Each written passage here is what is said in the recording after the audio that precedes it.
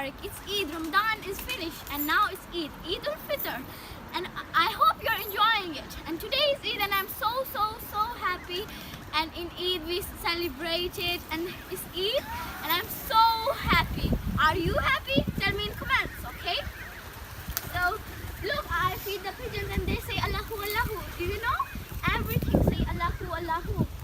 And listen, try to listen them. They're saying Allahu Allahu in their own language. Yeah, and Eid Mubarak and Ramadan is the month that we fast and pray. And the festival after Ramadan is our festival and it's Eid al-Fitr.